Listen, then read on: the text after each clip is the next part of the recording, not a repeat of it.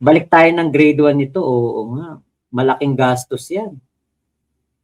Biruin mo, kung doktor ka na ngayon, kailangan mong bumalik sa pagka-grade 1. Si Norman, ang si Gollum na nagkatawang tao sa lupa. Gollum. Isisi natin yan kay Gregorio Zaide. Ay, oo, yung gumagawa ng mga libro ng history, no? Hindi siya nag-research. 'Di ba? Hindi nag-research si Gregorio. Lahat pa naman ng history book namin dati, yung mga libro namin sa history subject, puro gawa ni Zaide. Tapos mali pala. Ito pala ang tama, si Kulaong. Dinaig pa si Mang Kanor. Si Norman, ayun pala. Ibig lang sabihin, hindi sila umiinom ng tubig. Royal lang iniinom. Tapos sumalo na sa dugo niya yung royal. Kaya naging royal blood sila. Pang plan B ang origin ng nanay niya. Royal blood ng Chihuahua, boss. Pwede pa. Moduply, only kasinungalingan pero dami pa rin naloloko. Mac, nagla-live pa rin pala yung kapatid ni Kulao. Mamaya, natin yan. Talakayin natin yan. Eto, i-play na natin tong video ng ating idol. Idol Francis Leo Marcos. The true Marcos. Biruin mo, nung nakaraan, naniwala tayo na siya anak ni Pacifico. Ngayon, anak pala talaga siya ni FM, di ba? Ay, nako, eto. Ay, magandang hapon. So, magwiwi lang ako Play ko lang po to. gusto lang nating bigyan ng diin bakit itong si Makagago ay hindi niya magawang makundina itong si Susan nasabi. Okay? Hindi niya makundina.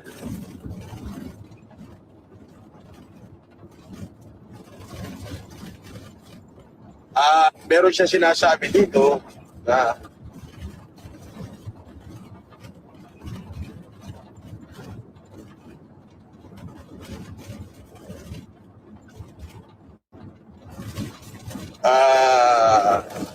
sinasabi daw ni Makagago sa kanyang live kagabi na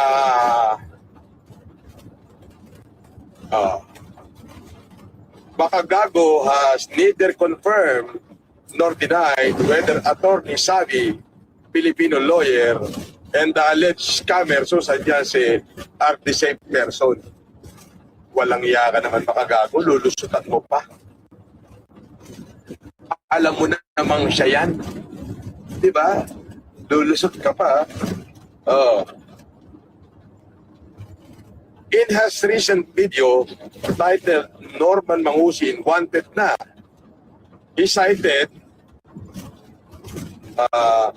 concern related to the Data Privacy Act, possible cyber libel, and potential retaliation if he were to create content involving Attorney Savi, Filipino lawyer, and the alleged fake lawyer. Ay ganon. Pero hindi ka natatakot na mag-retaliate yung mga taong pinopost mo dyan at ipinopost mo yung mugshot ng mga tao ko. Di ba? Kinanginong Makagagon to. Inutil to minuto. Ayaw mo pa kasing aminin. Inamin na nga ni Susan Yance. Inamin na niya.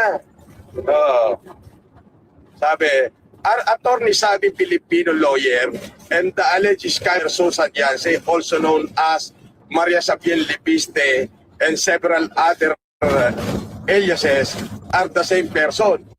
Sabi daw ni Makagago,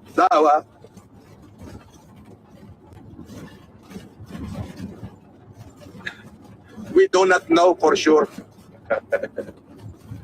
According to Attorney Savi, Filipino lawyer, live stream and audio recording, she claimed that Makagago is the only person who knows her personally and had seen her face. Di ba? Ang simple lang ang tanong, Makagago, bakit hindi mo makundina peking abogado na inendorso mo? ba't di mo makondena? Hindi mo na kayang iwasan. Paulit-ulit si Kulaong, ano? Walang kamatayang Susan Yance ito. Diba?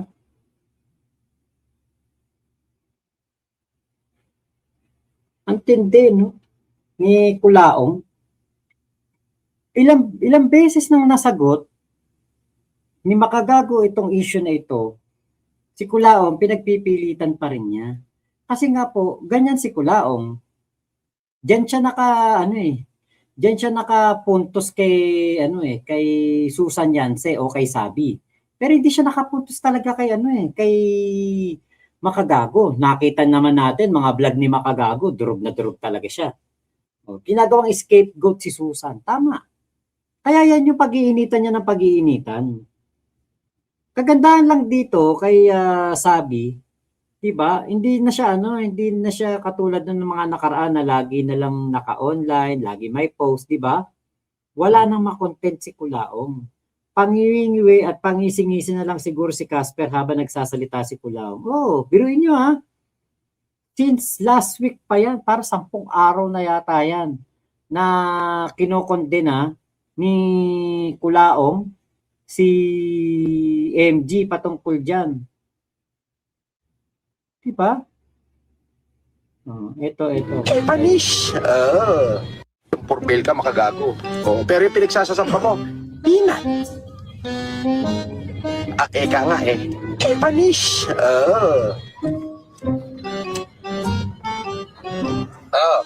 Akala ko ba may warrant ako? Akala ko ba mawawarrant nyo ako? Akala ko ba pinagkakalat mo sa social media, mahuhuyo na, may warrant na. Ay no, kagagaling ko na sa prosecutor office oh. Oo. Diba, kagagaling ko lang dun oh. Oh, tinanggap nila yung counter affidavit ko. Oh, tsaka mag-i-issue ng warrant si Judge. Siyempre, babasahin ni Judge yun. Hindi ito pwede i-warrant. Walang hiya itong Makagago. Ay, Makagago, nilagay ko nga pala dun sa yung mga diss mo. Yung pagmumura mo kay Maxine Magalona, yung kanto din si Maxine, yung ganon. Pati si Pia, yung ganon. Sinama ko dun, oo. Yung pagmumura mo kay Lord, sinama ko to para makita ni Judge na walang hiya ka talaga. Baliw ka yata eh.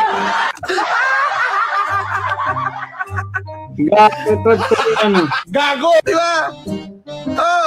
Syempre, papakita ko kay Judge kung pagkatao niya. Di ba pakialam mo? Nakalagay ko, kantutin si Maxine, pati si Pia, pati ang bata, murahin si Lord. Yan, sinama ko yun. Para makita ni Judge kung gaano kakawalang niya o kidnam.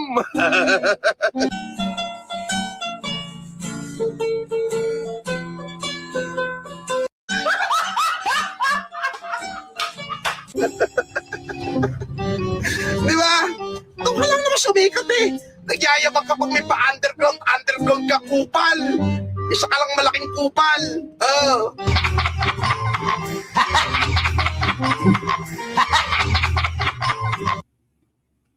Ay, nako.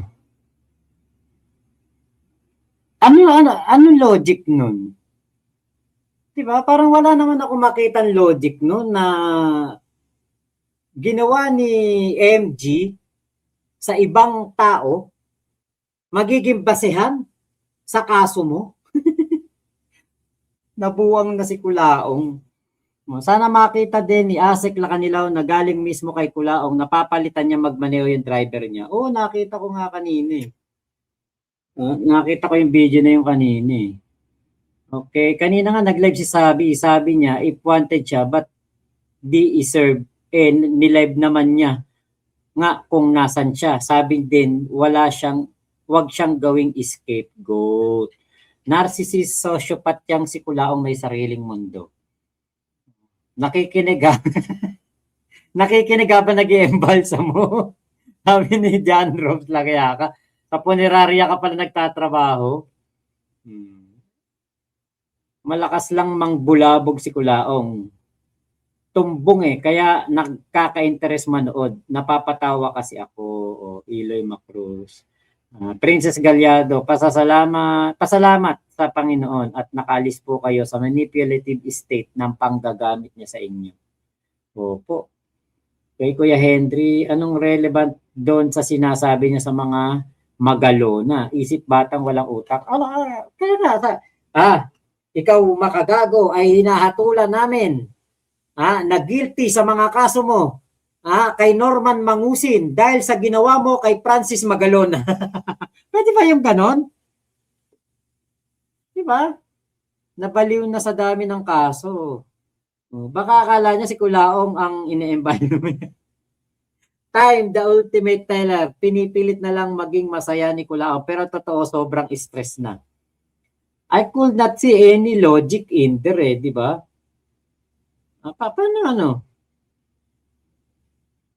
Paano magkakaroon ng... Paano mangyayari na yung judge magkakaroon ng interest sa issue ni Makagago kay Francis M., kay Maxine Magalona? Ba't mo ipapasa yun? Baka sabihin pa ng sa'yo tawag dito, sabihin pa sa'yo nung judge, ano to? Ba't nasama ba to dito? Ba't sinasama mo to dito? Ba't nandito to?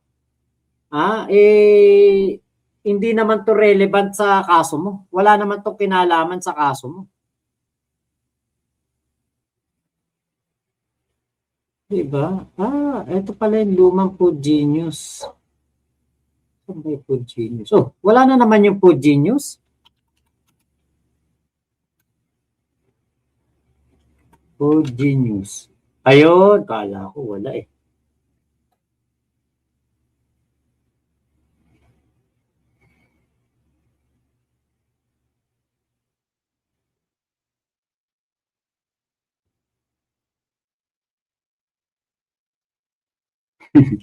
Pucha, pati talaga loob ng mga sasakyan ni Kulaong.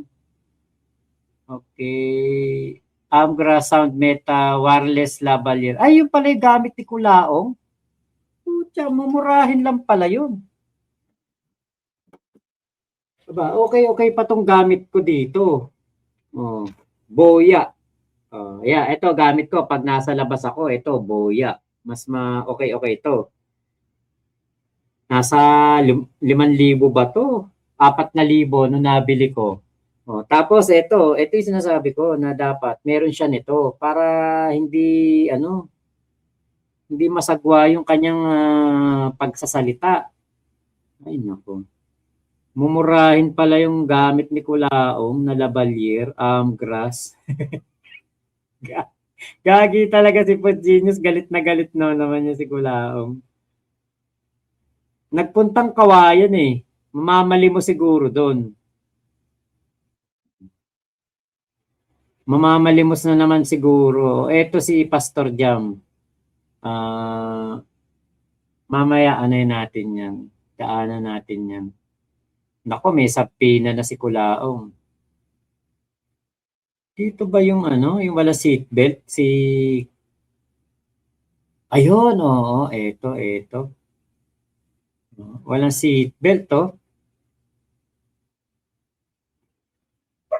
Okay, wala Solohin mo na, kinasuha ka rin sa San Pablo Oo. Ako'y natatakot alam ko lang mga pasanggeng dyan Oo. Natatakot sa ginagawa ni mo. Oo. Parang, the biggest. The biggest. Gatas na gatas. Ano, hoops na hoops? Gusto na ako, shit.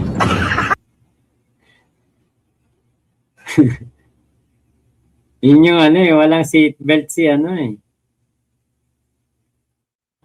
okay. Balik na tayo dito kay Food Genius.